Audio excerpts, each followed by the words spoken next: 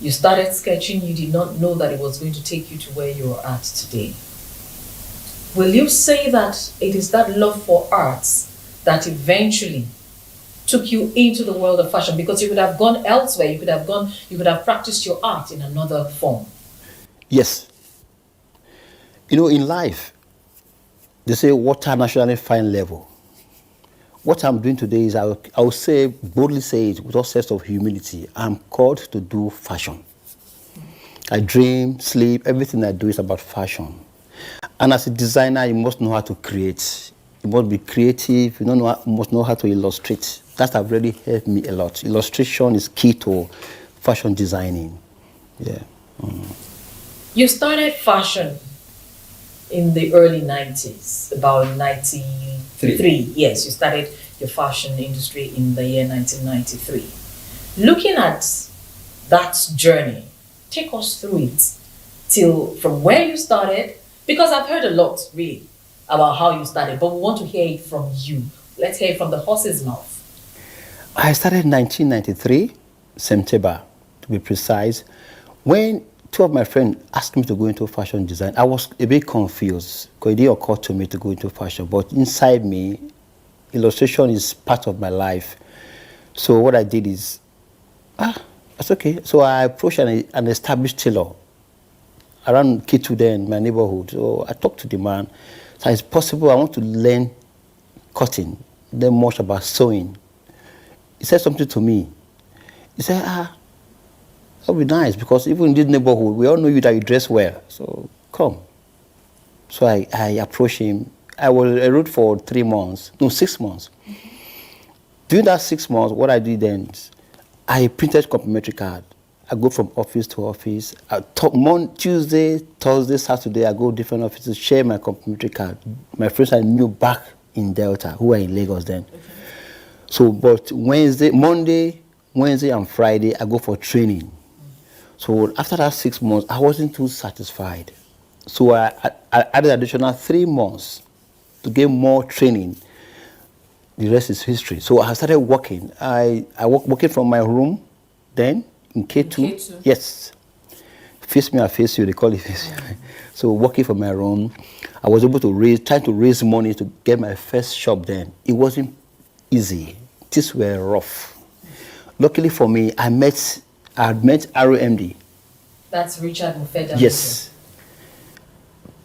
Before issue of the shop came up. So I approached him. I just opened up to him. I said, bros, I want to get a shop. I need you to assist me. He said, okay. I should check him, give him time.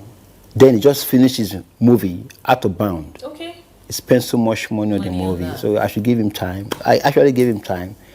There was no phone. I'll go to his office. He will say, oh, Moody, okay, I promised you, come tomorrow. I'll go tomorrow. Check me next week. I'll go next week, check me Friday, until he gave me the money. The day he gave me the money, he said something I will never forget, very touching. Maybe he said it out of experience. He said, this money I give you so, I don't want to regret it. Yes. I said, no, bros. No, we are all from Warri. Most time we discuss more. Yes, you use your street lingo. Yes. I said, bro, no, give me the money. Give it to your junior brother. Let him go and pay with your name. So they paid 47,000 naira. Wow. We paid 2 years on his name. Your basic instinct is just to say, let me help him so that he can be on his feet. What he does with that thereafter is entirely up to him. But help you must, or assist you must. So you don't really project and see and say to yourself, I know this one will be a big superstar one day. If you look for that criteria, you probably won't help anybody because you probably won't see it. You can't see it. At that early stage when the person can hardly string two things together or two pennies together, you can't see it. So you don't. That's not the motivation. It's not whether he will become this global brand someday.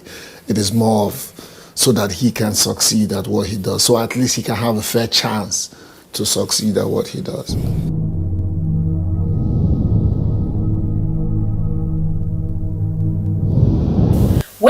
starting out, when friends advised you, that since you're good enough in sketches and all of that, go into fashion, did you ever see Mudiaga then as Moody Africa today, looking at what you've been able to achieve? No. But right from time, I grew with that it is possible mentality. I never want to use that word, I will make them. It's a sign of arrogance, though. I don't use I will make them.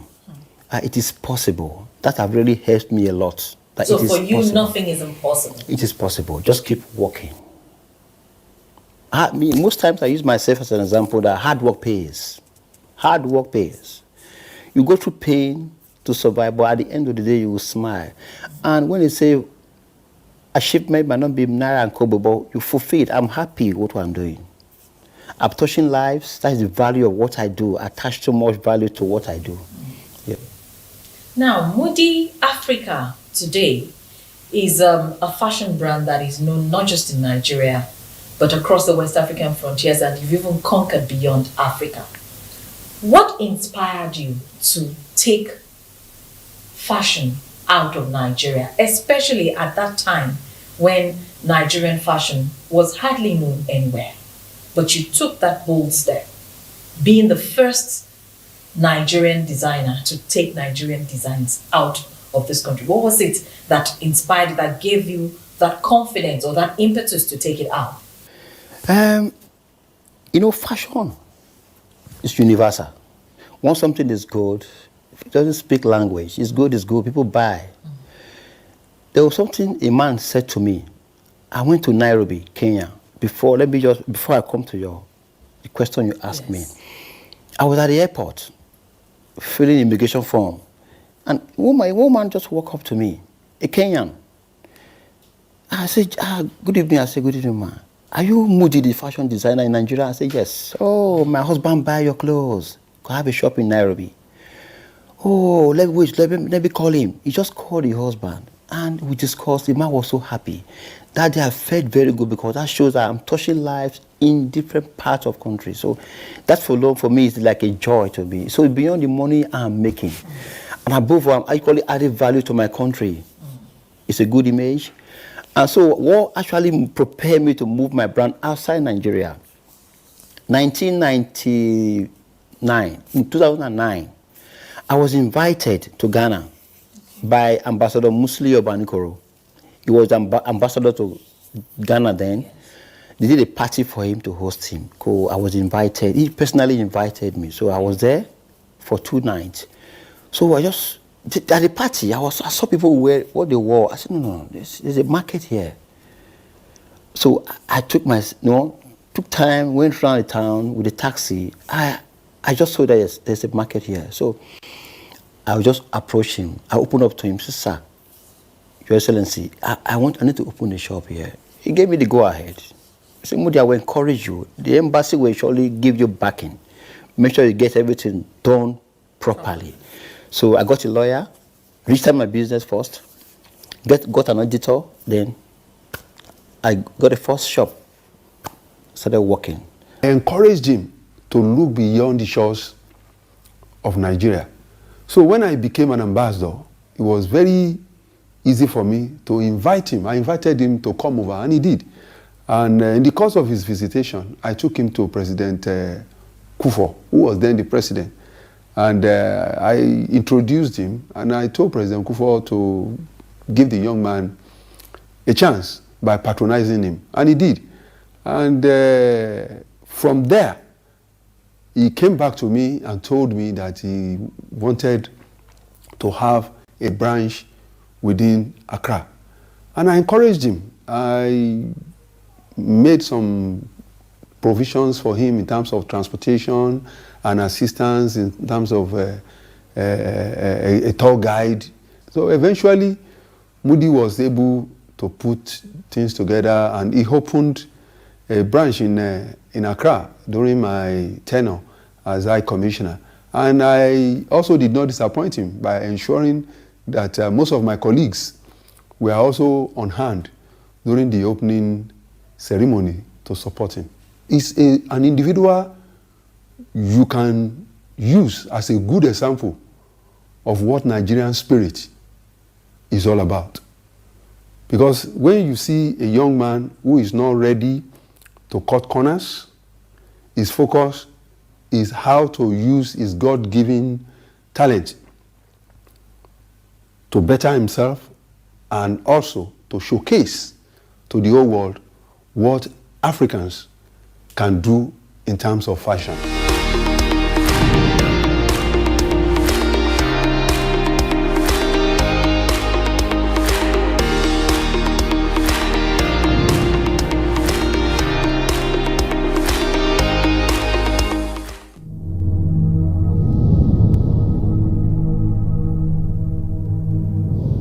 In 2010, the same process I applied in Nairobi. I went to Nairobi on holidays. I went round town. Just saw a shop. Immediately from the airport, you know, there's this what they call it third eye. Anything you do, you must have that third eye. Anywhere I go to, if I see there's a market, I know. So I just went around town. The following morning, I went to the Nigerian embassy in Kenya. I met with the ambassador. I opened up to him that I'm here for a mission. He said the same thing Abanikoro said to me years back. Moody, right from Nigeria, I've heard the name Moody. You're not a stranger here. And he said something was very remarkable. He said, Moody, in this country, we need people like you to come and redeem our country's image. There are a lot of people who are giving us bad name in this country. But please, come. You come in, it will be like a positive thing to our image. So he gave me the backing. At the same process, I got a lawyer, an auditor. I opened a shop. It was commissioned. The same process, that same 2010, Yes. I opened the same process. I moved to South Africa. The same process. I went to Pretoria. I met Buba Mawa, our ambassador then. He gave me the same procedure. They got me a lawyer, registered, I got a shop. But were you not scared that you were going into uncharted waters? Especially going by the fact that back then, we grew up with the notion that clothes from outside Nigeria were better off. And Nigerian fashion wasn't really known worldwide like that. So were you not scared? I wasn't scared. You know, one thing, anything you do, you must believe in yourself. It's key. Self-confidence is very important. I know what God has blessed me with. I know what I have inside. So by the grace of God, the willpower, the determination, the discipline, above all, the focus, I feel can take me anywhere. Is it not about being a Delta boy? Because you see, the average Delta or Warri boy believes he can conquer anywhere he goes, even if he doesn't have a dime in his pocket. No, with all sense of humility, I would say yes. But the other way around, it's a Nigerian thing. Okay. We are all determined to succeed. Most times the environment you walk from, at times you get scared, get frightened with things you see every day, distraction, but you must remain focused. Nigerian fashion has grown in leaps and bounds over the years, and somehow we seem to have taken the world by storm in the sense of, the contemporary nature of our fashion. What do you think has brought this to bear? Not only the fashion industry, music, yes, comedy, specific movie. Yes. But let me come to the issue of the fashion. You know, one thing that have really helped us is diversity. Okay. Igbos are coming with their concepts, Rivers, South, Yorubas, Hausas, the Middle Belt. So we have a lot to inspire us, which is key. Unlike other countries where what they have is just one tribe, Nigeria has different tribes. It's really helping us. And above all, we are very determined people. We are very, try to upwardly mobile people, and we're very fashion conscious people. That alone drives the imagination, drives the competition, drives quality. Because we've come a long way. We've tried. Yes. If you check the things I made 15 years ago compared to what I make now, there's so much difference. What is demand, there's bound to be competition, there's bound to be quality. The more, the better. How would you describe your own kind of, that's Moody Africa line of clothing? It looks like you cater to just the men. But what kind of clothing line do you offer? My clothes are Afrocentric, formal and informal.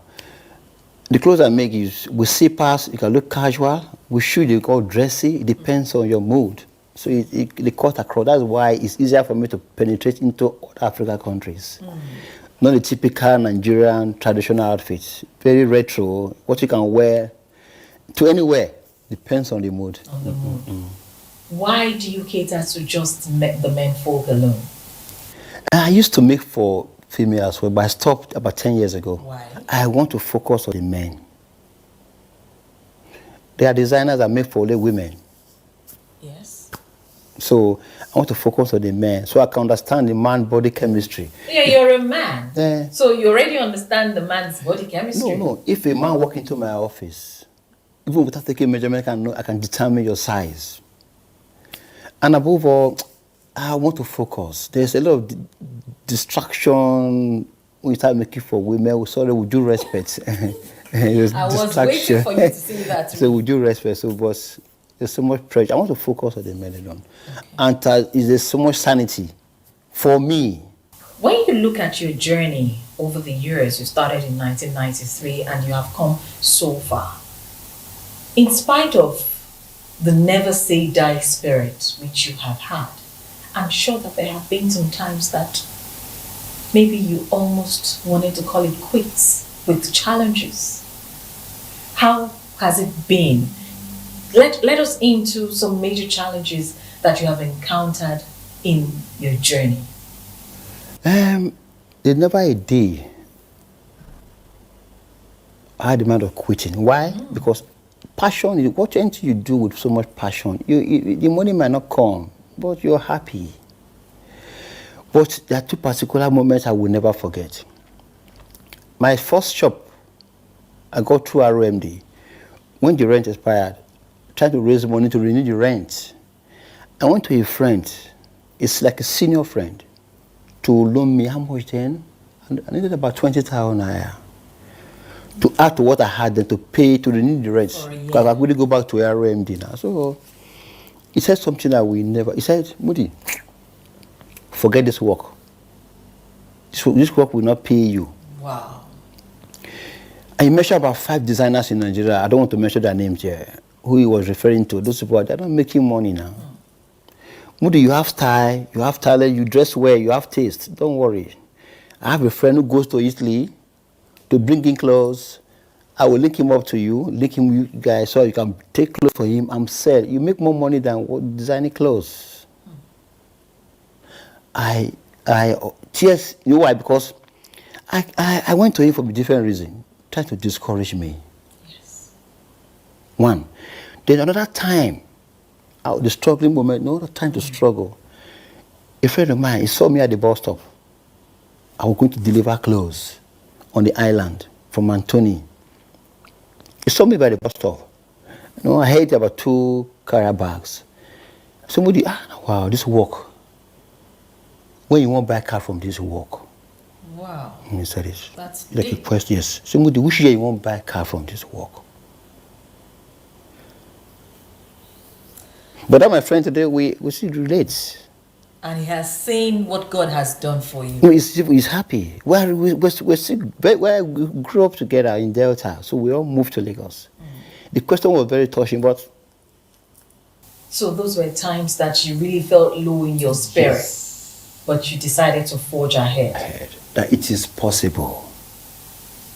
You started in K2, and we've heard about, how you always went around then with your sketch pad, and even when people could not afford to make clothes, you go to the page of the sketch on the sketch pad that has boxes to want to convince anyone to buy. Looking at that place where you started from, did it in any way influence the kind of fashion the kind of fashion line that you have today? No. The only thing that I gained from that's A one-room apartment Yes, also. yes. Contentment and hard work. All right. Maybe for our viewers to get a better understanding of what we're talking about, let's meet one or two people who actually knew Moody from way back when he just started in that one-room apartment back there in Ketu. Let's get to see them. He has fantastic attitude, friendly, very humble, and he had good relationship with my late husband, who was the landlord. Everyone in the area can attest to his exemplary character. Moody Aga, like I often call him, meaning stand well. He's a friend, a very good friend, good enough to be a brother. He's an adopted spiritual son of my dad, so we are more like brothers. My mom had a provision shop where Moody used to shop. He would meet us there as guys, we would greet, gist, and before you say 3-4 sentences, Moody, who always moved around with a sketch pad, his sketch pad, would open his sketch pad and show you sketches, drawings of designs of attires and outfits and stuff that he expects you to patronize him on. And anytime he saw that you couldn't afford any of that, he would flip to another page where there were basically boxers, so that you had to buy one thing or the other from within his collection. That was how we basically knew within the area.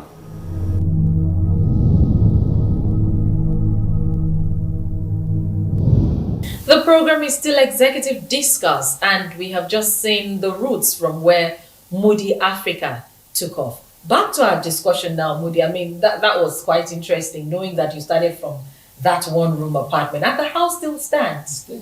Wow, that's interesting. Looking at you, looking at your business, your line, your clothing line over the years, how affordable is Moody Africa? My clothes are affordable. There's this perception, is it perception or how will I put it? People, clothes are very expensive. I tell people that anything you do, want to do it well, put a price tag. I won't tell you my clothes are made for the elite alone. No, I won't tell you I'm made for, I just put my price tag. If you can afford. You put your price tag, but we know that Moody clothes the likes of kings. I mean, you clothe the king in Morocco, you clothe ambassadors, you clothe the high and mighty. So maybe for the average person, they might say, Moody is not so affordable after all. You know, madam, there's a market for everybody. Like Rolls Royce, they're known for quality cars. If you can afford Rolls Royce, if you go to that shop, they won't tell you whether you are a bricklayer or you are a carpenter. If you can pay, you pay, take your Rolls Royce. At the end of the day, what you are buying is of quality. It's what matters. Because if you buy an outfit for a low price, maybe you go home, not well made, you will forget the price. But if you buy it, no matter how expensive, and you're happy with what you bought, you'll be happy, you forget the price. Exactly. What matters more is quality, and good things don't come easy. In your line of business, I know that oftentimes designers, tailors usually have high turnover of workers, of staff who work with them. And this can be challenging. How have you been able to maintain your workforce over the years? Because I spoke with some of your staff and they've been with you since like forever. How have you been able to maintain your staff strength over all these years? I think one thing that really helped me is people say humility. Just be practical, be yourself. This environment, unfortunately, it's difficult to be yourself. Any day my staff are working all night, I work with them. Part of discipline. You stay with them. I stay with them. Because it's like how would I put it? Double M. You're monitoring, you're motivating. 7 o'clock, I'm in the office. There are times, if I walk through the workshop and a thread fall off from the machine, I pick it, I give it to the tailor. He doesn't take anything from me. Because you're making them feel as you appreciate them, they're human. And just do your best to them, because they have conscience, difficult to hurt you. Do your best and leave the rest to God. I'm not perfect. I have my own challenges, but what I do is I'll treat you as a human being. So long you're giving me what I want from you, I'm okay. I'll treat you as a human being. And that's what most times we lack it in this country, because we try to intimidate, oppress and impress people. Still talking about the Nigerian fashion industry, which has continued to grow in leaps and bounds. I mean, we're so contemporary and Afrocentric that a Nigerian can walk into any shop or any event anywhere in the world.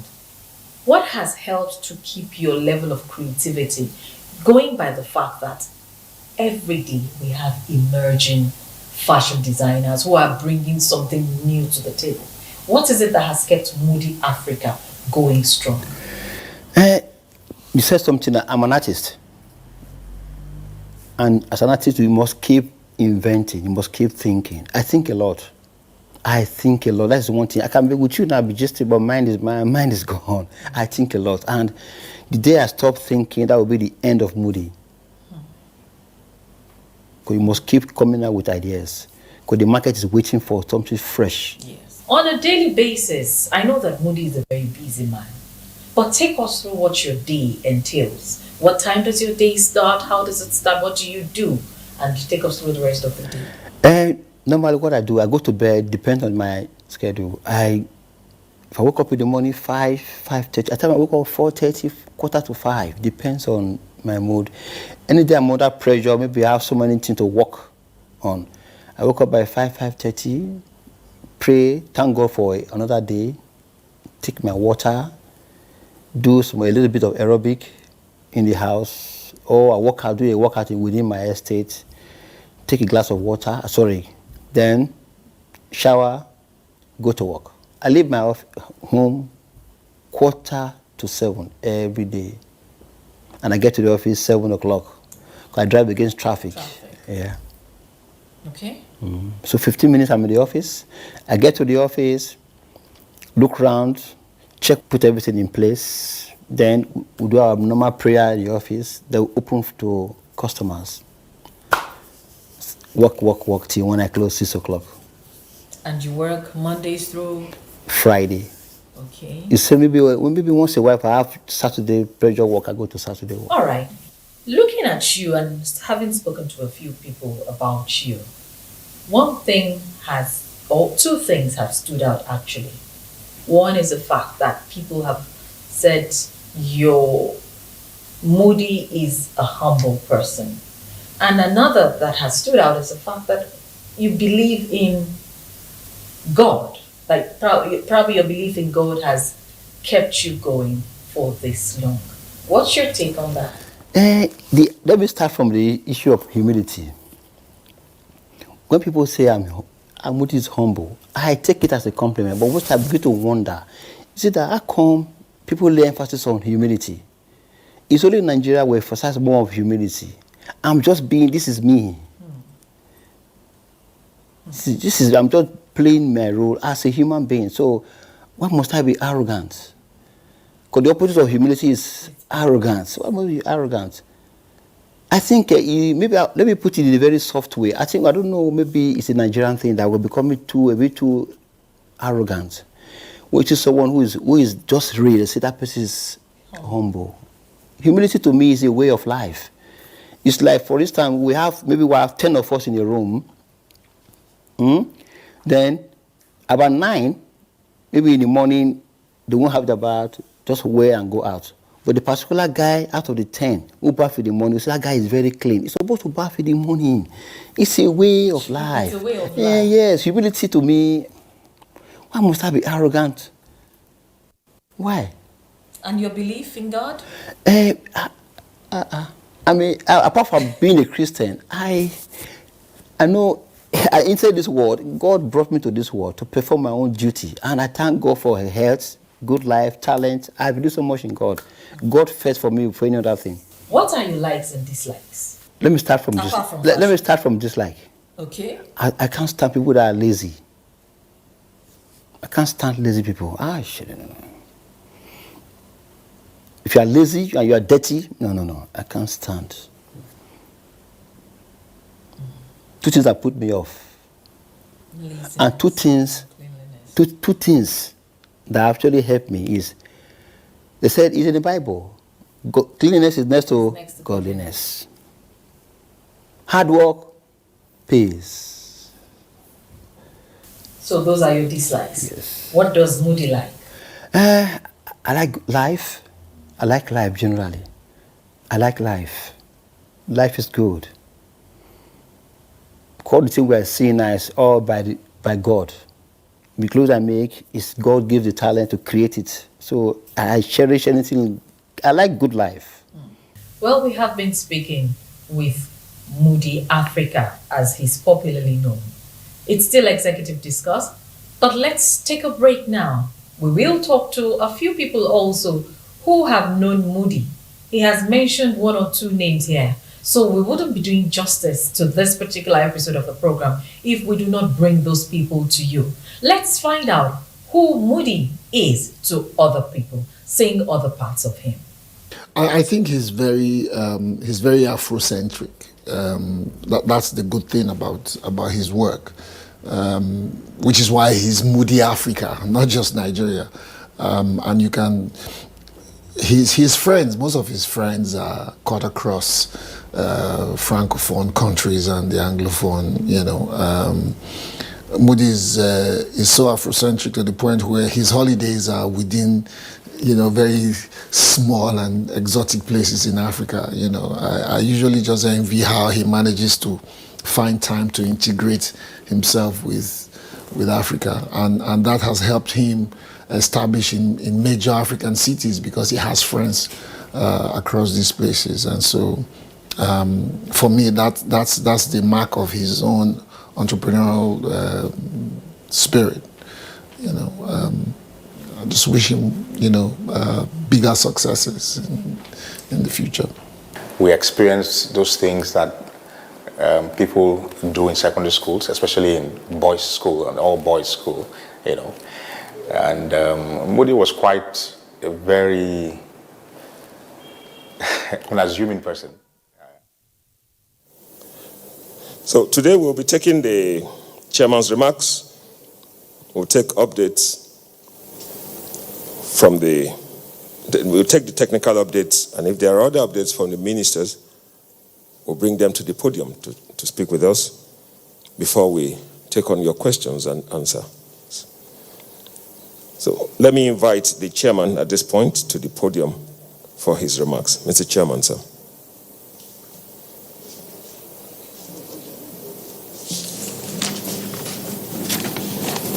Honorable Ministers, members of the Presidential Task Force, distinguished ladies and gentlemen of the press, for the late commencement of this briefing. The PTF meeting started quite late too because of other conflicting engagements for the day. And to further apologize for our inability to brief the nation yesterday. We came out of the negotiations with Labour extremely late, and that took a toll on invariably most of the ministers that participated. And we couldn't quite sort ourselves out, but we are glad that at least the strike action has been suspended, and that has allowed even those of you that are sitting here to be able to come to work. And we wish to express the gratitude of the government and the people of Nigeria to the leadership of the organized labor, the NLC and the TUC, for the high level of patriotism exhibited in the course of the negotiations and eventual resolutions of the matters that necessitated the industrial action that was being declared. We will continue with the pursuit of the negotiations and make sure that all the issues that have been identified and the things that need to be done are done within the given 2 weeks, so that the committee will report back to the negotiating parties for final determination with respect to exactly the rise in the... We have to rely on fabric from abroad. It's unfortunate, but nothing we can do for now, pending when things will change. But there are still a few factories that produce. There are, but most times they focus on Ankara. We do use Ankara as well, but we have to use different fabrics. Fabrics from abroad. From outside. And outside all Nigerians and in particular our media partners over our inability to update you for 2 consecutive briefing days. Like I said, this was due to other exigencies associated with governance and activities lined up for the 60th independence anniversary of our great nation, Nigeria. As you are already aware, Nigeria is celebrating the 60th anniversary of our independence, and the PTF has already announced to you all that testing will be ramped up through the National Week of Testing. I urge everyone to brace up for the program and mobilize members of the community as well. Testing is the only way to detect, isolate, trace, and treat. The Nigeria Center for Disease Control has already issued an advisory on the consequences of not testing enough. The numbers are dropping when we compare on month-to-month basis, but we will still have to be vigilant. Health is a shared responsibility on the concurrent list, and as partners in the fight against COVID-19, we urge subnational entities to tread on the side of caution by increasing the rate of testing in their jurisdictions. We desire the support of institutions, particularly religious, socio-cultural, traditional, etc., to insist on in-depth engagement at community levels, especially in observing the protocols. Developments with testing around the world have been very encouraging as technology improves. We are pleased to receive the news of the partnership driven by the WHO to roll out 120 million effective rapid test tools capable of providing reliable results in 30 minutes rather than hours. It will help to reach distant communities where laboratories are not located, and will help in cutting down the response time that medical personnel need to commence treatment. Nigeria continues to partner with the WHO and shall certainly be part of the early beneficiaries of the rollout when it commences.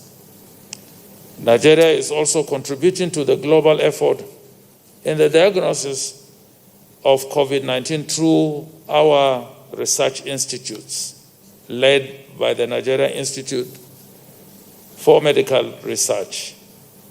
The PTF will be updating you as we make progress in this particular discovery. We note with sadness that the global community just crossed an unenviable milestone when COVID-19 related fatalities surpassed the 1 million mark. It has taken only 8 months for over 33 million persons to be infected and 1 million fatalities to be recorded in almost all countries and territories of the world. These numbers underscore the seriousness of the pandemic and should help to determine how not to lower our guards. Before I round up, let me remind all Nigerians that like our Diamond Anniversary celebration, the COVID-19 has made year 2020 a most significant year for us in Nigeria. We need to do all we can to survive it, and we have the solutions in our hands. And the solutions are simple. The non-pharmaceutical interventions that have been put in place, wearing of masks in open spaces, maintaining social distancing, take heed to personal hygiene and the use of hand sanitizers, and if need be, avoid large gatherings. That behoves on us, that each and every one of us must take responsibility. I now call on the Honorable Minister of State Health and the DG Nigerian Center for Disease Control and the National Coordinator to provide us with updates. I thank you for your kind attention and have a very pleasant evening. Thank you.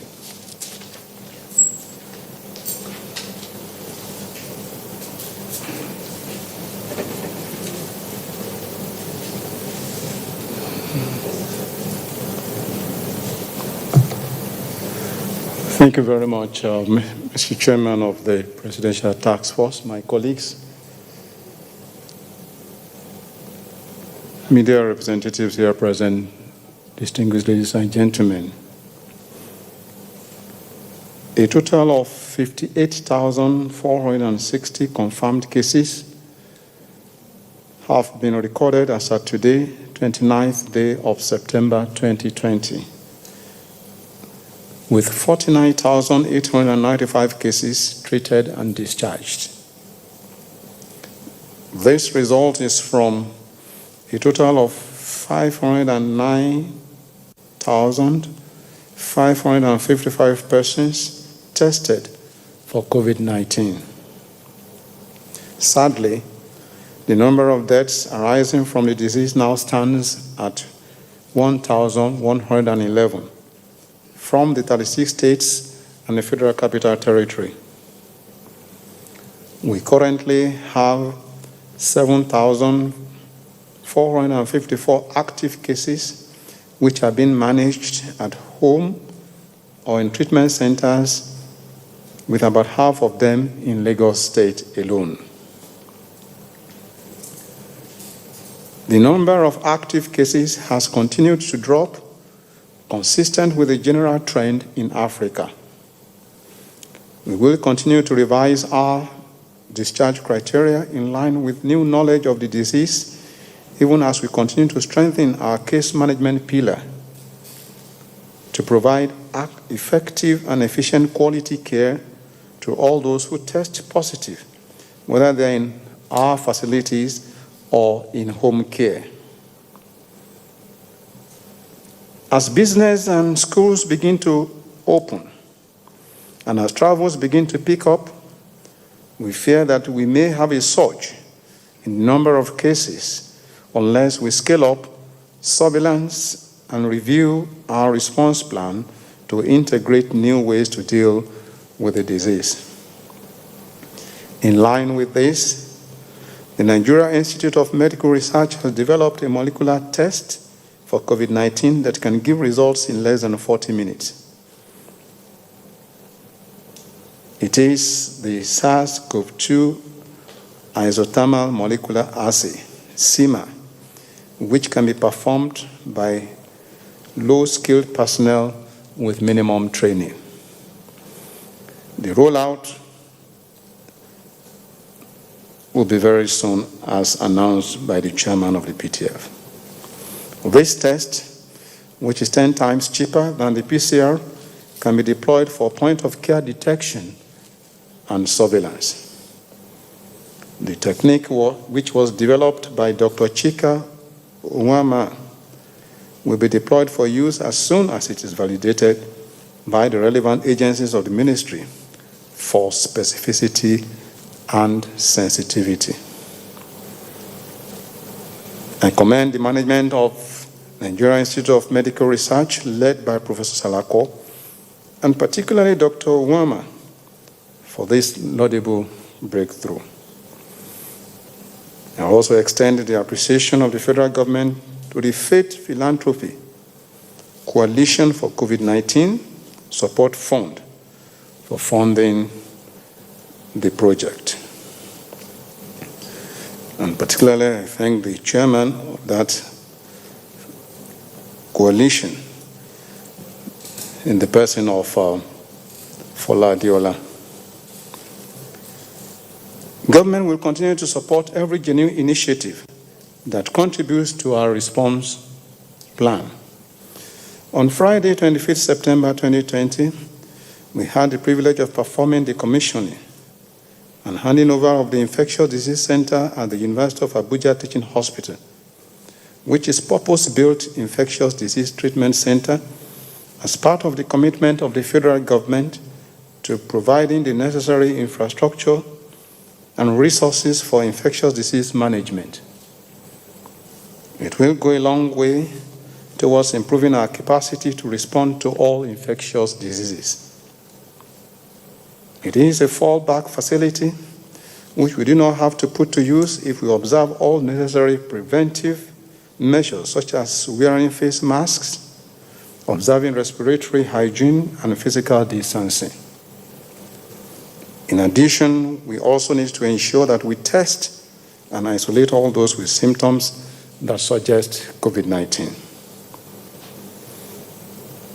This morning, the top management committee of the Federal Ministry of Health played host to the Victims Support Fund, who are the ministry to officially present some IT equipment to the Federal Ministry of Health to boost technical capacity of personnel to support our response to the pandemic.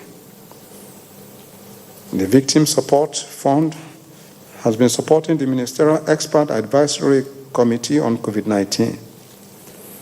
We wish to use this opportunity to thank General T.Y. Danjuma and the management of the Victim Support Fund for the initiative. We recall that the fund has also supported the NCDC as well. We shall again renew our appeal to the state governments to continue to ensure that we step up case findings, sample collection, and testing. It is only by testing that we can identify those with infection for isolation and treatment. This is the only way we can truly halt the spread of the disease and confirm that we have actually contained the pandemic. Our goal is to have at least one standard infectious disease center in every state. We shall therefore work with the states to establish purpose-built treatment centers that will ensure we are better prepared for infectious disease outbreaks in the country. I thank you for your kind attention.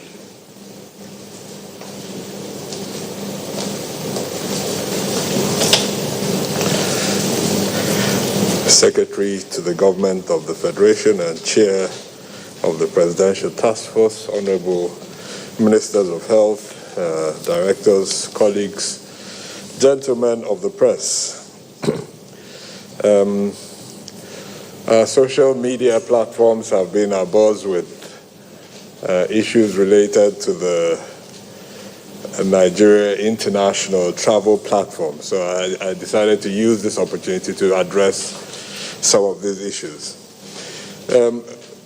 But I think the first thing we need to do is to cast our minds back to March 2020, early this year, when we were faced with a situation where people coming back from Nigeria through our airports were seeding infections into our country. And there was a clamor from Nigerians to shut the airports as quickly as possible. This was a very difficult decision for our country, for Mr. President, for the aviation industry. But we made this important decision. And it turns out that that decision, actually, to shut down our airports at that point, must have really prevented a large number of infections coming into Nigeria, and the number of seedings of people were limited to those that came through in those early months of the year when we were not sure of what. By carrying out decisive action under the instructions of Mr. President, indeed able to protect Nigeria from a much worse outbreak than it would otherwise have experienced. Fast forward to September this year. We're again faced with a situation where we had limited the number of infections, but the economy of our country was now suffering, and we really had to make that hard decision. And then lots of people also predicted that the reopening of our airports would lead to a spike of infections, that we would be back to where we were 6 months ago, and that we would experience an upsurge of infections. But because of the very diligent work of my colleagues, especially the aviation industry, we've had a very deliberate, very careful, very calibrated reopening of our airports. And anyone that would have gone through those airports, local or international, will attest to the fact that actually the aviation industry again has challenged conventional wisdom that we are unable to do anything properly in our country. And again, we may have dodged the second bullet because again, we have not seen the upsurge of infections that people have predicted would happen. So why am I saying this? In all these decisions, platform, no platform, our primary objective is to prevent death from these infections, from COVID-19. So on a day where we mark, like the chair has said, 1 million deaths worldwide, I really urge all Nigerians to keep our eyes on the ball. Let's keep our eyes on the ball, on what we really want to achieve. Are we not able?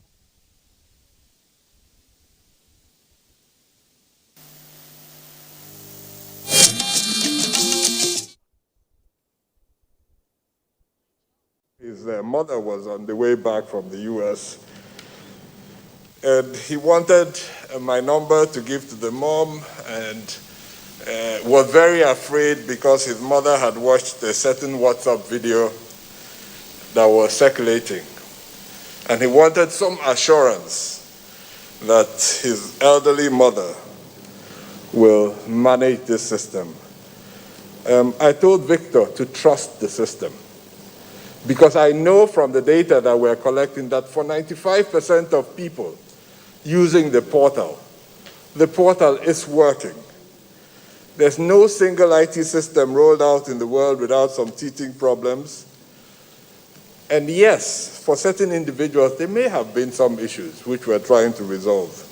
But by and large, people have been using this portal fairly successfully without any hassle. So from the questions we're being asked, I put together 5 of the most important questions I think you'll be asking during your question and answer session, gentlemen of the press, so that we can get over them before you even come out.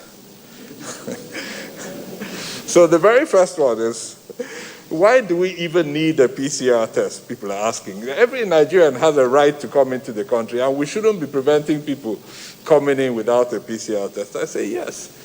Every Nigerian has a right to come in, but you don't have a right to infect other Nigerians. Of a preventive measure similar as many other countries in the world to enable us protect ourselves, because we know we don't have a stronger health system as you may have in the countries that you're living in. So please bear with us. It's a small price to pay for the future and the health of our country and its people. And we encourage you to keep trying. A pre-departure test is more or less a standard by most countries in the world now. The second one is if we do a pre-departure test, why is a post-arrival test necessary? There are 2 reasons. You have 2 separate opportunities for infection after your pre-departure test. One is in the 5 days prior to travel. And you know, initially we limited this to 72 hours, 3 days, we moved it to 96, and now we've moved it to 5 days. Because we recognize that many Nigerians were complaining, and sometimes they have to go on adjourning flights before getting to the airport of departure, and therefore it becomes a bit tricky. Many other countries have limited it. In fact, I just saw an announcement by the United Arab Emirates announcing that they too will require a pre-departure test, but 96 hours before departure. So by our allowing 5 days, we're fairly generous. But that means that there is an opportunity for infection, both before travel and during travel. And we've actually seen that a fair number, I think about 5% of returning travelers in Abuja actually were infected at the point of arrival. So this justifies our work. And in a couple of studies just published, one in Vietnam and one in Hong Kong, both of which have demonstrated transmission during flights. The study out of Vietnam showed that in a flight of 217 passengers, 16 people were infected during that flight. So it is very important that we test on arrival, and we're trying to make this easier for people to do. Then the third question that has come up a lot is, why are people asked to pay for the privately for the test on arrival? You see, we have made a commitment as a government to make sure public sector testing is free for everyone throughout this outbreak.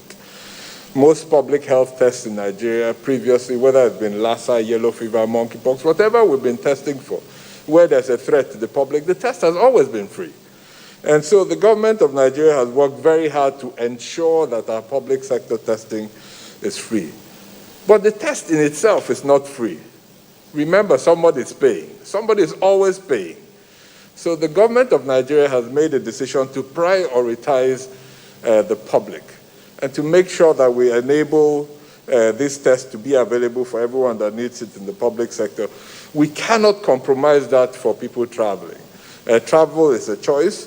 So if you do want to travel, you have to pay for that test on arrival.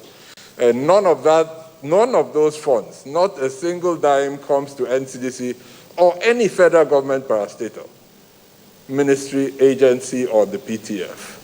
This goes directly to funding the test itself in each state, with a small percentage going to the state government negotiated for overheads. So none of this comes to NCDC. We're not making any money out of it. We never will do that. The fourth question is, why do we even need a travel portal? Why can we just not come back and, just like the yellow card system, you know, you come back and you find your way through it? You know, this is a unique situation. We have to manage our situation better. Our colleagues in the aviation industry have really worked hard in scheduling the flights, ensuring that there's enough time between each flight. But ultimately, not all the flights are coming in. As soon as we open up more, or they open up the airspace more, there'll be more people coming in. We cannot manage what we don't measure. So we need this information, we need the data to manage, to follow up. What people don't know, anyone that has come back from travel will tell you they receive a call every single day for the 7 days after arrival. We need your details in order to do that. If you're positive, we need to follow up with you and prevent further transmission in your family and in your communities. And finally, one question comes up, is testing all you do? You're always talking about testing. But it's not. Anyone that would have traveled would notice you have to wear a mask throughout the flight. Yes, it's inconvenient, but every airline insists that you do that. You have to stay indoors for 7 days after arrival to prevent transmission to others. You still have to adhere to all the social distancing guidelines and all of that. So all of this is to limit transmission. You know, the earlier we get used to these, the better, because even if there is a vaccine, it will still take us a while to scale up the production capacity for 6 billion people to distribute it efficiently and effectively across the world.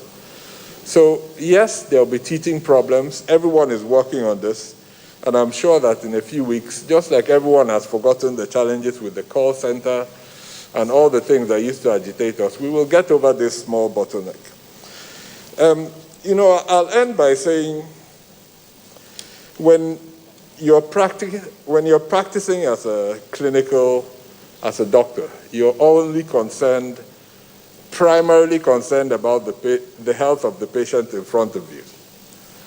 And yes, what is the analogy here? If there's one WhatsApp video by one individual circulating, it's okay for people that are in that mode to think that this represents the experience of this individual. It must be very sad. And of course, we will do everything possible to make sure that everybody has a good experience.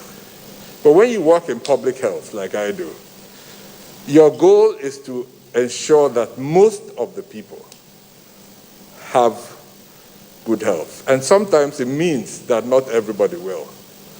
So we'll continue working very hard to ensure that most people traveling will have a good experience. Sometimes we're unable to cater for every single thing. We've tried to solve problems on the technical side, and the NC will share a little bit on the hard work we've been doing on that. Public sector, private sector, everyone coming together. But I really want to assure Nigerians, especially those of us in the diaspora, especially my brothers in Sweden, to bear with us. You are important to us, very important. The contributions of the Nigerian diaspora are critical for our country. And as we celebrate Nigeria at 60, don't give up. We'll keep working very hard to prevent an escalation of cases in Nigeria, which is our primary commitment, but also work with every other person in the industry to make sure travel home is as convenient as possible. Thank you very much.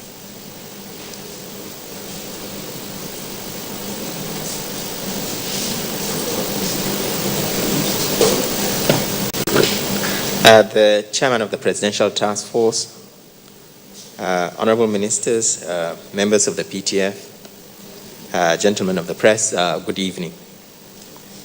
As discussed by the DG NCDC, I will be briefly going through the procedure for travelers returning to Nigeria.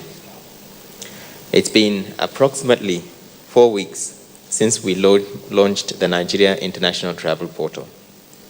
Since then, we've had just over 27,000 passengers coming through Lagos and Abuja. 18,000 plus through Lagos, just a little over 9,000 through Abuja. So it's a huge operation. Of the 27,000 plus passengers, 99.8% of them had a negative COVID-19 PCR result. The majority, specifically 85%, had no issues with payment on the portal. Of the 15% that had issues with payment, this was resolved in 12% on arrival. So it is correct to say that of the 27,000 coming into the country, the majority seamlessly went through the registration, the entry, and the retesting process. However, with an operation of this scope and scale, there are bound to be issues that will arise. This is an IT system. It's not perfect. We are humans. Talk less of computers. And especially with a travel portal that is relatively new. We didn't even trial this travel portal. We had to immediately implement it because of the pressure for opening the international airports. Without the travel portal, we probably would still have been struggling to open up the international airports safely. The PTF has been working collaboratively with our public and private sector partners to address the issues and challenges that have arisen as a result of this operation. We are aware of a particular case of a traveler who had been charged multiple times for his PCR test on arrival to Nigeria from Sweden. The online platform failed to record his payment for the retest in Nigeria due to technical difficulties. As soon as the PTF was made aware of this unfortunate experience, we immediately began investigating to resolve the issue. I am happy to state that the person has been refunded the extra money he paid. In fact, it was repaid on the same day that we got the information that evening, and the process is now being fine-tuned to prevent such occurrences. We do sympathize with the frustration travelers have to go through when the system malfunctions or when they experience these challenges. But throughout the world, nowadays, if you're traveling, you have to fill in additional information on IT systems belonging to countries, and you have to submit them as a prerequisite for traveling. And Nigeria is no different. We really need to move away from paper copies. We need to have electronic systems that would allow us to go back and check when things go wrong, when people have positive COVID-19 results in country, having come in with a negative result, or where they fill in a health questionnaire and we need to review to find out whether did they or did they not have symptoms when they arrived. We cannot continue handling paper copies because it's very difficult based on the number of passengers we have. We get between 5,000 to 7,000 passengers when fully open coming into the country every day. And the amount of paperwork generated is huge. It's impossible to be able to investigate and find out what has gone wrong in the event of importation of COVID infection into Nigeria using the current paperwork format. It will not work. Therefore, we urge returning travelers to please bear with us and do not hesitate to bring your issues directly to us. The PTF is committed to improving the entry process. That is why we are working with our partners, CACOVID, to implement a 24-hour customer service hotline with the NCDC, as well as customer service representatives stationed at the airports.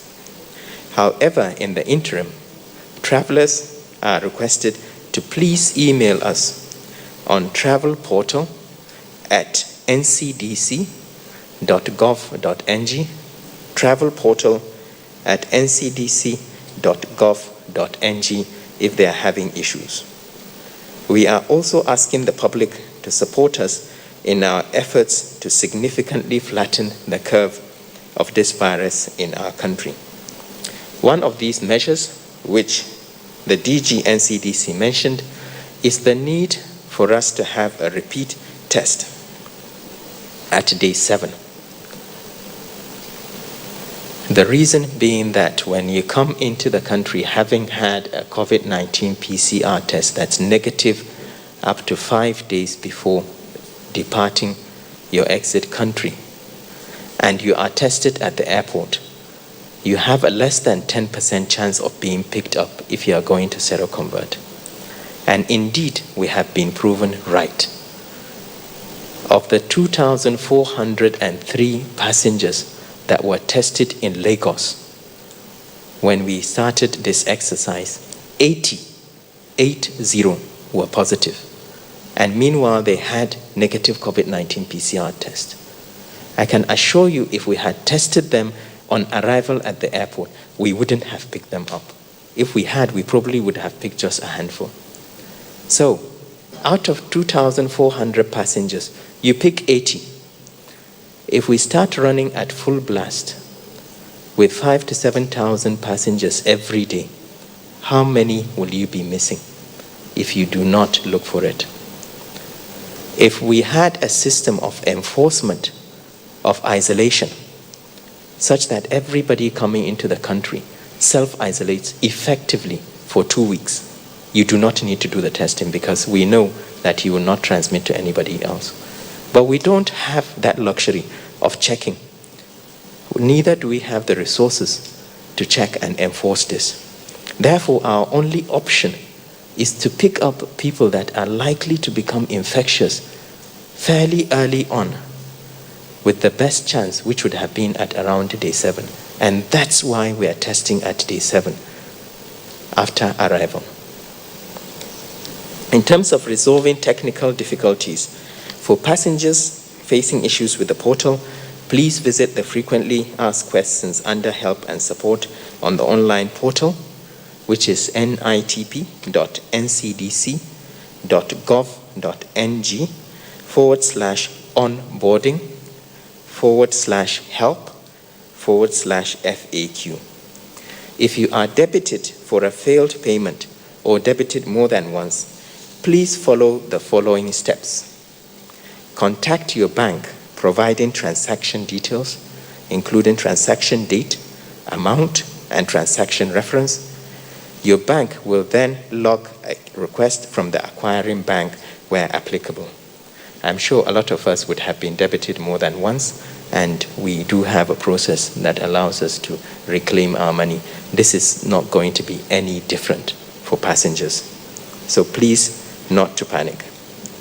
If you have not been able to complete the payment online and did not receive a QR or barcode before boarding, you can visit saferports.com/my-traveler-record. So saferports.com/my-traveler-record to retrieve your QR code. Access report instantly. With the QR or barcode, you can generate your QR or barcode without paying. So if you go onto the system, the first step is you fill your health questionnaire.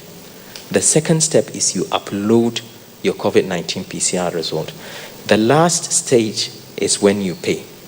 After the second stage, you are able to generate a QR code if you are unable to pay for whatever reason. At the moment, we have not made a QR or barcode mandatory, but in the coming weeks, we will, because we need our records to be electronic, just like any other country.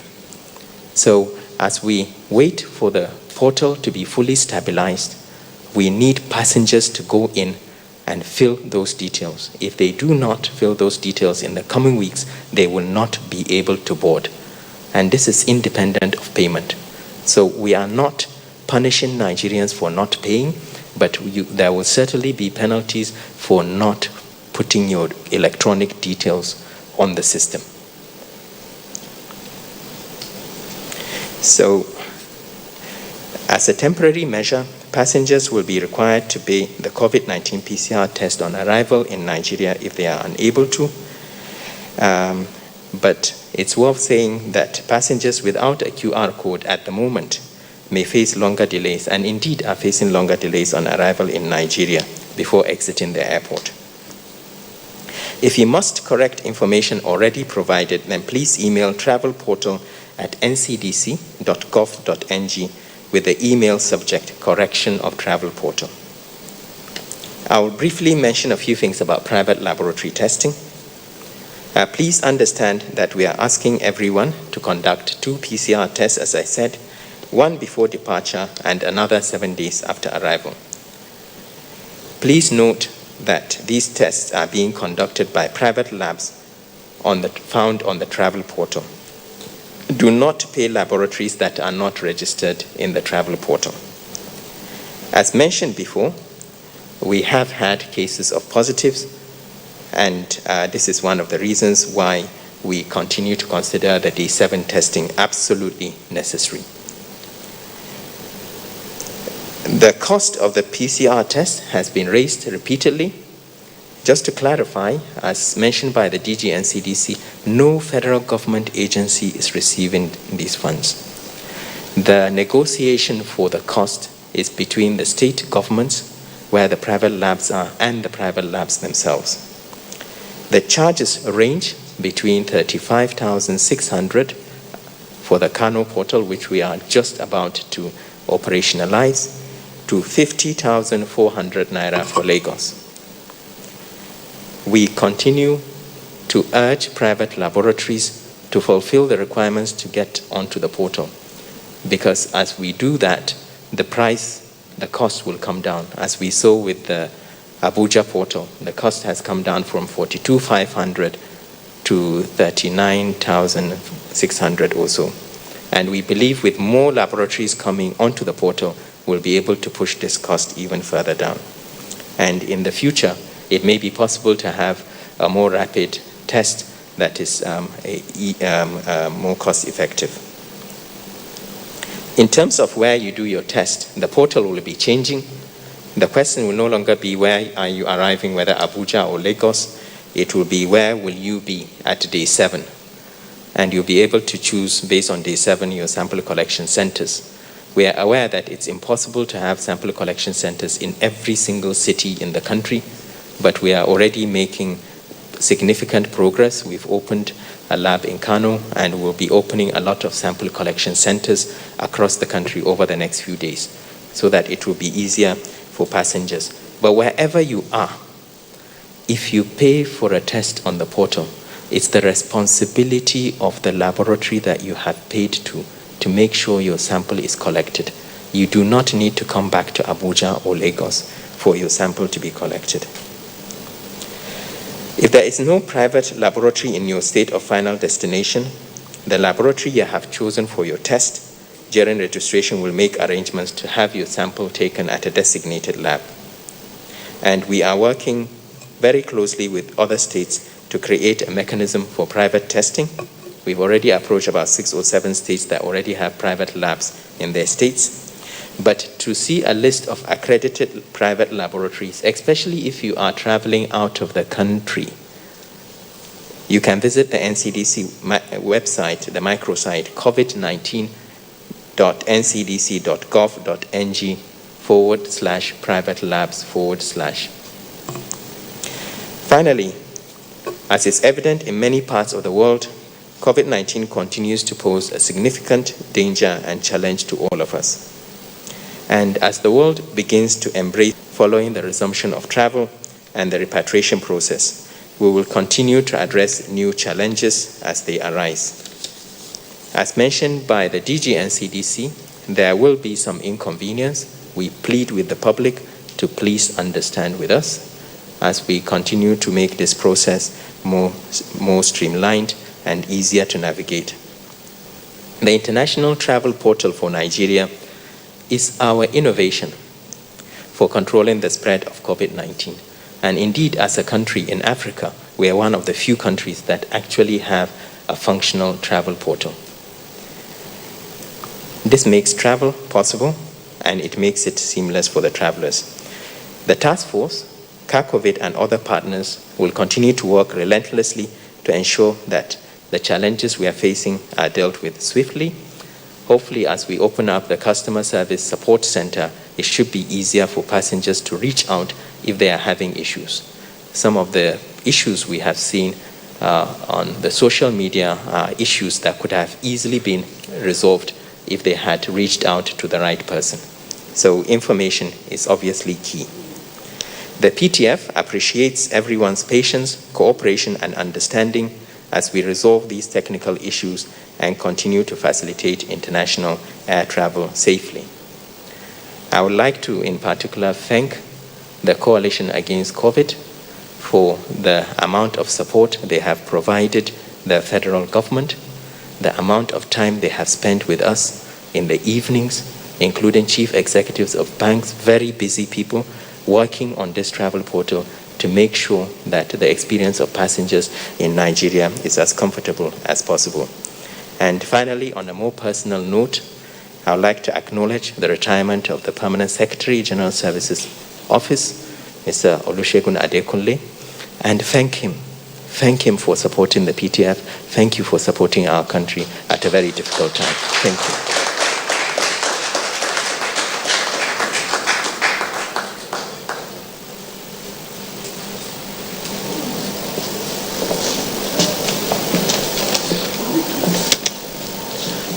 Thank you very much, National Coordinator. We'll take your questions now. Are we ready?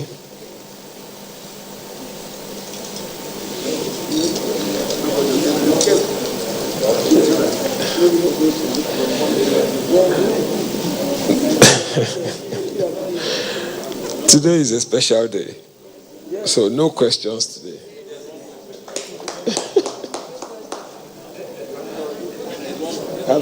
Have you changed your mind? You've changed your mind? One question? Okay. We'll indulge you.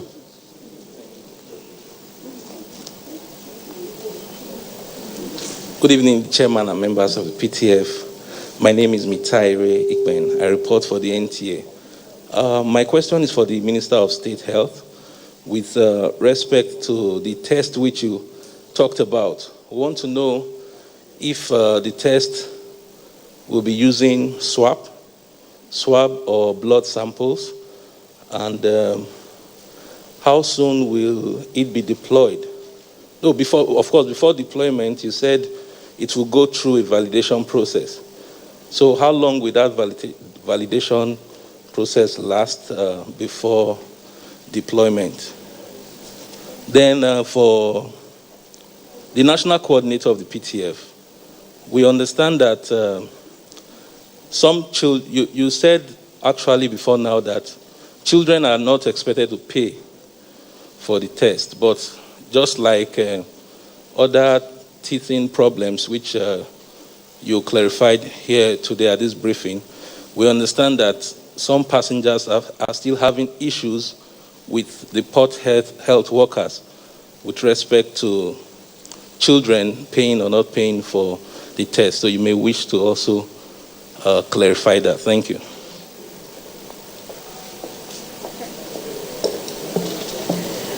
The Chairman, National Coordinator, members of the PTF, my colleagues, my name is Amaka Ode. I report for Arise News. And my question is just very simple. I just need the DG of the NCDC to really explain to us this rapid test kit that we've just approved, how it works, basically. And finally, to the Minister of State for Health, update on the insurance promise to health workers, because there's some clamor. Some of them are saying nothing has happened just yet. And some who work at federal institutions, they say they still haven't received any allowance. So we need an update concerning that. Thank you. Good evening, Mr. Chairman and everybody. My name is Abbas Adibawale Jima from Daily Trust. The question is for the chairman of the PTF. Nigerians are having diverse opinion on the, in quote, scattered resumption of schools across the country.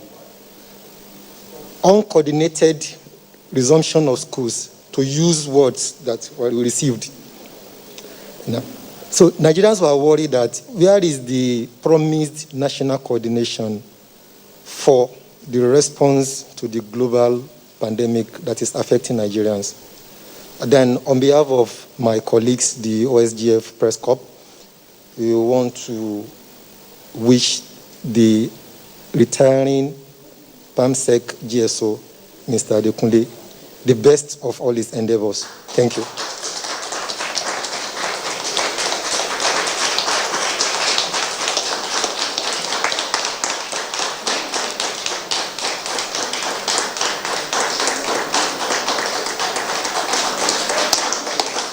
Thank you.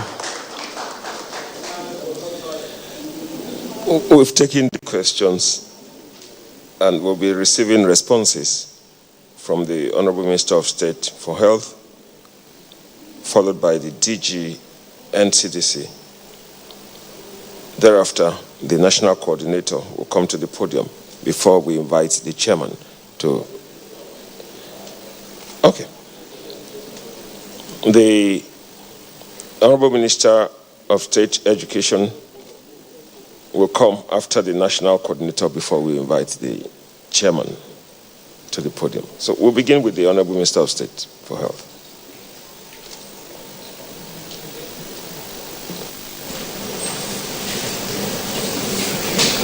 Once again, Mr. Chairman and my colleagues in the House. Well, entirely, I think two questions the sample. In the usual sample, oropharyngeal and nasopharyngeal. That is the nose and the throat. Then how long?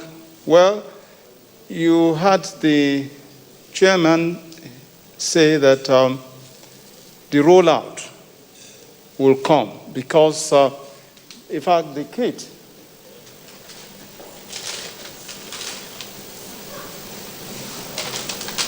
This is the kit, but there are other things that will still need to accompany this to make it work well, aside the validation from the relevant agencies that we said. Well, I think that's just a matter of time, but I can assure you that the process is on.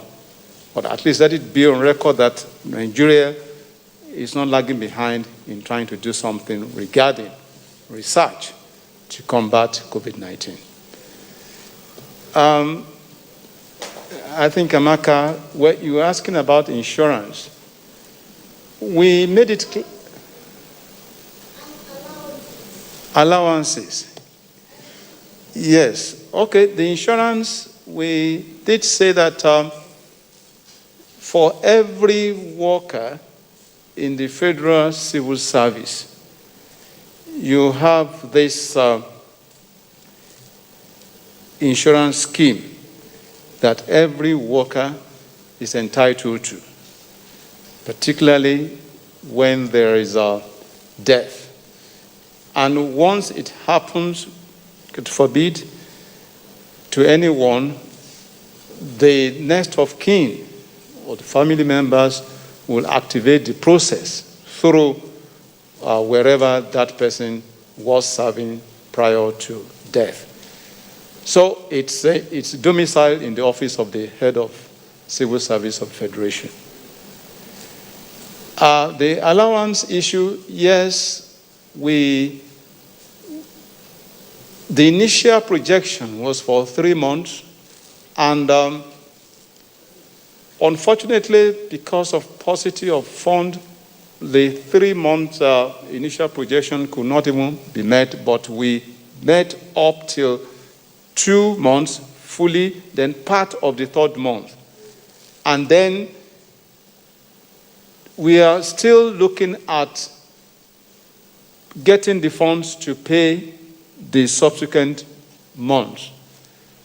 That is in progress as we speak. And the understanding is that it's a continuous thing, that is, having committed ourselves to it, and we are in the process of getting that outstanding paid. That is the situation. Thank you.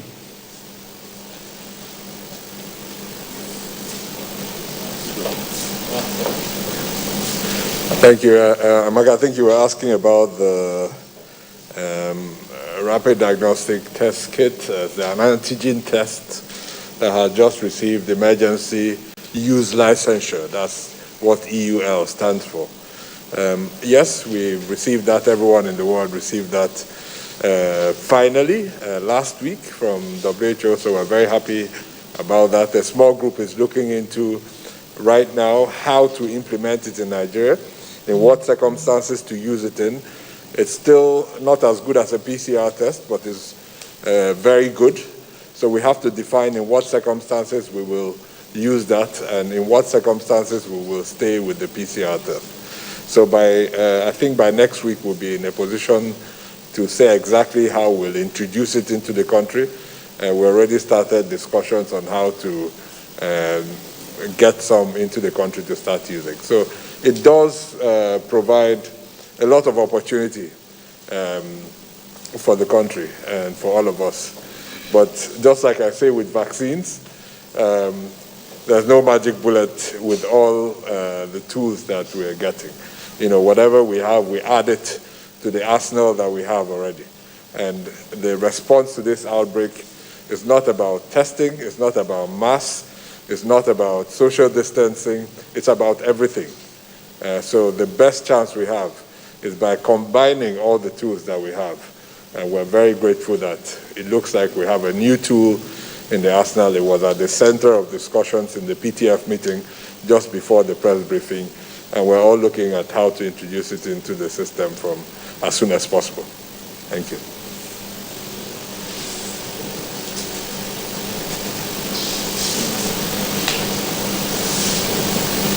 Yes, so with regards to children, indeed, we have, in the same way we've excluded diplomats from paying, we've also excluded children below the age of 10, and that is clearly stated on the portal. As I said earlier, we'll be introducing a customer service support unit, including increasing the number of people at the airports that will provide additional information to passengers. We'll also be putting up notices in the airports at the arrival halls to specify who should pay, if you haven't paid, what the procedure should be like, and who's excluded. But certainly if there are people with children below the age of 10 that may have inadvertently paid, they should let us know through the email that I've already provided you with, and we'll get back to them. Thank you.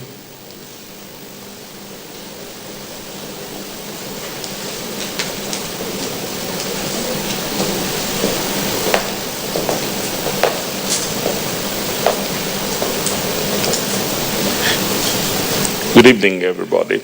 I didn't realize that I had thought that the question relates to national coordination of our efforts. Yes, and but to speak to what it is that the education sector and how it's coordinated nationally. Yes, this is not scattered. The word for the reopening effort is not scattered. It is subnationals responding to the guidelines that we've already issued them. If you remember at the PTF briefing some 2 weeks ago, we gave out the guideline and the template as developed for the entire nation. And we know that all states may not all come on board at the same time. They may not all be ready to. Bayelsa is going to open on the 5th of October. Benue said 21st of. When they are ready, we have quality assurance directors in every state. They are coordinating this effort with the states. For every state that is ready, we will certify them and they will proceed. We do not think that education is, especially at the primary and post-primary level, is something that everybody must stay at one point until everybody is ready. So some people are making the effort. Some have had all the guidelines complied with. Some areas are also a little bit not as ready as others. So we've asked that as soon as you're ready, and some states had already achieved some room in their work plan as the curriculum and syllabus that they had already had to work with ahead of the shutdown. So everybody is responding within the guidelines and the template provided in a manner that the state can cope and run with, especially as it regards to their own readiness. But in addition to all of that, the tertiary institutions, which are coordinated by their different governing bodies, the MBTE has a separate set of guidelines for polytechnics, and they've issued that to all the polytechnics. The NCCE, that coordinates colleges of education, already has these templates gone forward. The Nigerian Universities Commission, that deals with universities, has already sent theirs out. About 93 universities have responded, and those ones will begin their own reopening, because we want to be sure that the templates that on guidelines we sent out to all of these people, they're all in compliance with it.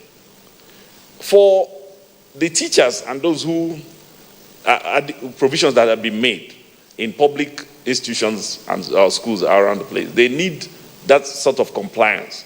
Some of them will need approval of their councils Some of them are regulated differently. And some private universities are already ready. Some are already opening in some sort of way. So each of them are autonomous. If you look at the Universities Autonomy Act, or even the Polytechnic, all of them are semi-autonomous. What we do is provide a national coordination around a set of templates and guidelines that is available. What we're also doing for teachers, those who are outside the public sector, we've asked them to go to, graciously, this government has provided some window of support, like we said.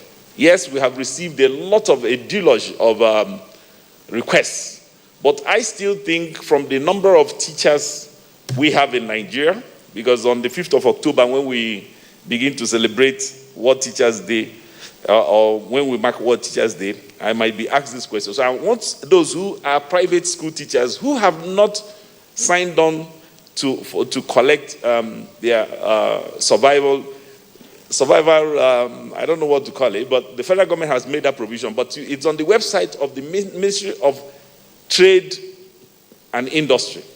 The Ministry of Trade and Industry. On the website, it's called www.survivalfund.ng.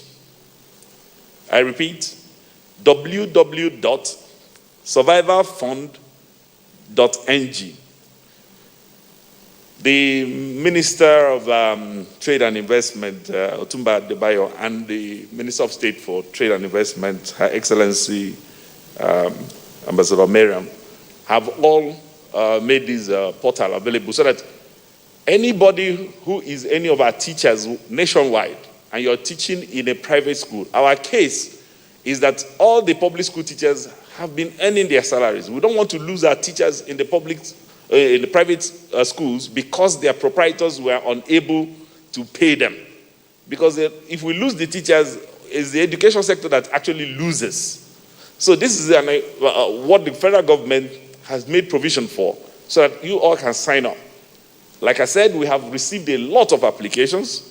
We're processing nearly 10,700 teachers, but you need to get on the website to be able to make your provision, wherever the school may be in Nigeria. So we need to have this holistic view about what we are coordinating.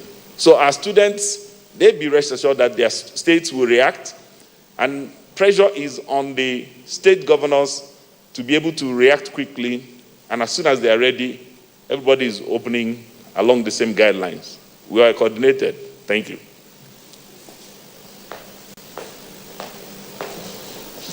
Thank you, Honorable Minister of State Education. We will now invite the chairman to the podium.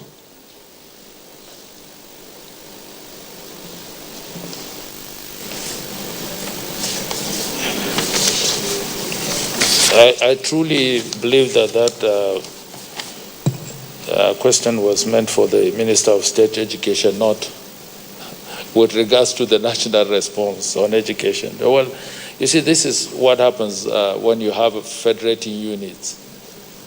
The center would develop a policy, but when it comes to implementation, the federating units should be given the opportunity, considering their peculiar circumstances, to implement within the context of the framework of the national response. And I believe that's what is happening with the educational sector. And we've always driven that message through, that the subnationals have responsibility for coordinating the national response in their various jurisdictions now.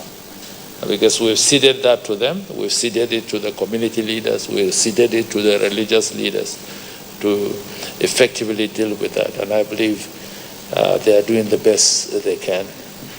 We were sharing by the side there. I said, I told Dr. Sani that I think we are in a holiday mood. If we escaped Rachel's questions, then it means that everybody is in a holiday mood today. Looking ahead to the 60th anniversary celebration, I believe we are preparing for that. We've tried to make it as COVID-19 compliant as we can. But in the midst of all this, I'm very, very confident that as a country and as a people, we have responded to the best of our abilities given the prevailing circumstances. The balance was quite difficult when you look at the livelihoods of people and their lives. How do you draw a balance? And it's been quite taxing for even those of you that are reporting. But I believe with what we have seen and the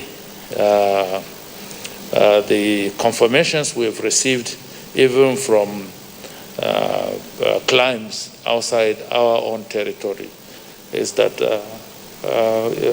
Nigeria is considered as one of the countries that has aggressively dealt with the pandemic in terms of public sensitization, in terms of our response, and in terms of doing the needful. Correspondingly, we might not have received, in terms of risk communication, the perception of the dangers of COVID-19 from our people in the manner that we thought. But by and large, you can say that our national response has been quite effective, and it's very evident even in the areas of what is happening now in terms of our own modest effort in trying to find a solution or to develop a rapid test process for our people. Because definitely as we go into the stage, after the 1 week of dedicated testing that NCDC is working in, putting in place, we need to go aggressively. And the good thing about it is that we are partnering. We are part of the group, the solidarity group that is being anchored by the World Health Organization. And that is why even the 120 million rapid test kits that are likely to be available very, very soon, which will be subjected to validation when they are available here back at home, we would equitably be able to get a portion of it. And we will deploy it, because we need to deploy it to areas, particularly where the molecular laboratories are not available, so that we can have a feel of what is happening out there in the field to help us coordinate our national response. All countries that are dealing with this pandemic in the most effective and efficient way are all responding in that direction.